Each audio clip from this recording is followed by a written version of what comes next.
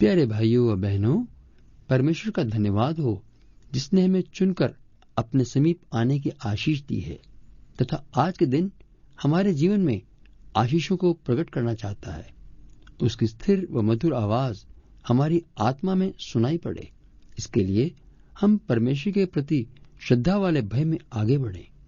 दयालु पिता, आपकी योजना हमारे जीवन के लिए कितनी महान है।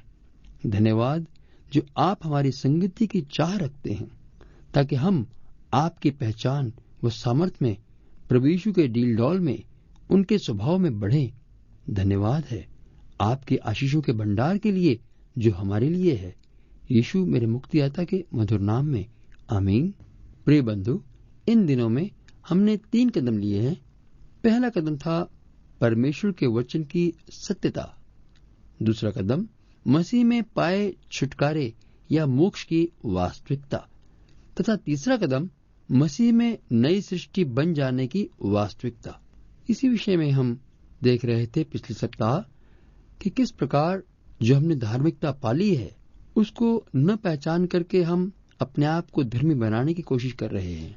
वे अब भी अपने आप को अधर्मी कहते रहते हैं, सोचते हैं कुछ करके धर्मी ठहरेंगे। जी नहीं, आइए ये हमारा चौथा कदम है समझने का कि हम धर्मी ठहराए जा चुके हैं परमेश्वर द्वारा। इस धार्मिकता की वास्तविकता को पहचानना चौथा कदम है। पहले मैं ये समझा दूं कि क्यों इसे पहचानना विश्वास करने वाले के लिए आवश्यक है। परमेश्वर की हजूरी में जब हम प्रार्थना करते हैं तो 99% प्रार्थना की जाती है कि हे परमेश्वर, मैं ये काम करने या यात्रा पर जा रहा हूं, मेरे साथ रहना। जो लोग घर पर हैं इनके साथ रहना। परमेश्वर का वायदा है विश्वास करने वाले के लिए कि वह जगत के अंत तक आपके साथ है। परमेश्वर के से हृदय वाला राजा दाऊद कहता है, परमेश्वर धर्मी लोगों के बीच में निरंतर रहता है, अर्थात बिना किसी अंतराल या रिसेस आदि छुट्टी के, बिना किसी समय का गैप डाले। तो फिर क्या आपकी प्रार्थना परमेश्वर के वचन को झूठा नहीं ठहराती, ये कहकर कि आप मेरे साथ, घर वालों के साथ रहना? क्योंकि आपने अभी तक इस धार्मिकता के वस्त्र को जो परमेश्वर ने पहना दिया है पहचाना नहीं है। इसीलिए इस चौथे कदम में बड़े ही ध्यान से चलें।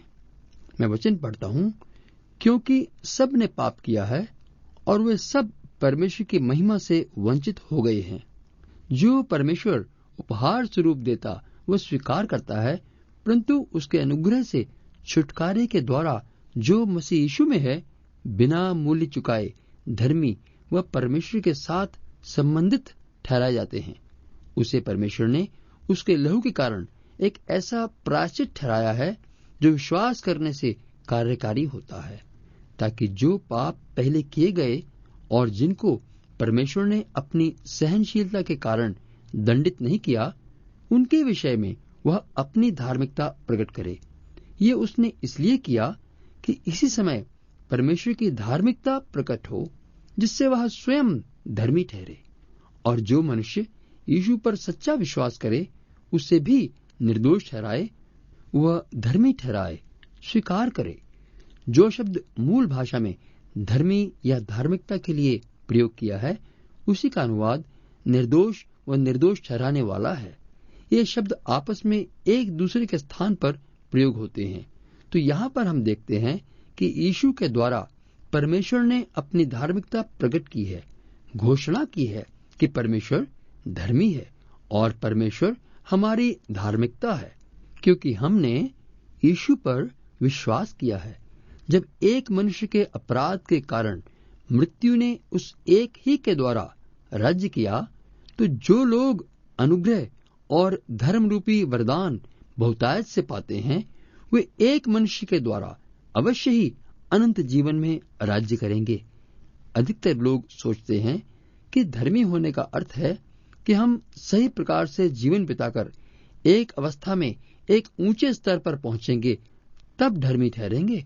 कदापि नहीं, ये सफेद झूठ है। धार्मिकता या धर्मी होने का शाब्दिक अर्थ है सही खड़ा होना, अर्थात परमेश्वर के साथ सही संबंध हो जाना यह वरदान है।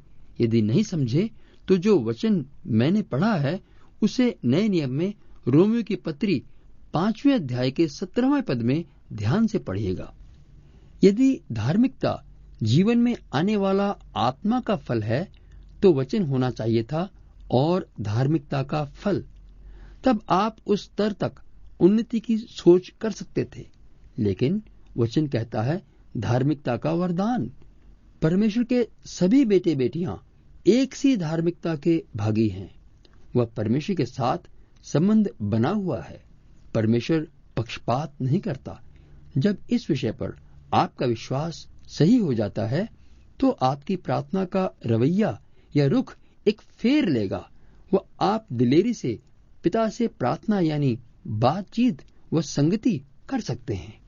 साधारणतः लोग अपने आप को दोषी ठहराकर निकम्मे बनते जाते हैं और शत्रु के हाथ लुटते रहते हैं, और वे कहते हैं कि उनकी प्रार्थना में इतनी शक्ति नहीं है, क्योंकि यदि वे जान लें कि वे धर्मी हैं तो वायदे को अधिकार से काम में लाएंगे कि दिल से की हुई धर्मी की प्रार्थना से सामर्थ्य मिलती है और वह कार्य करने में सक्षम है।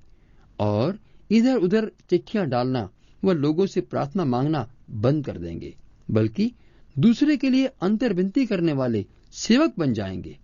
इसलिए याद रखें कि जैसे ही हमने प्रभु यीशु को अपना मुक्तिदाता स्वीकार किया तो हम नई सृष्टि बने।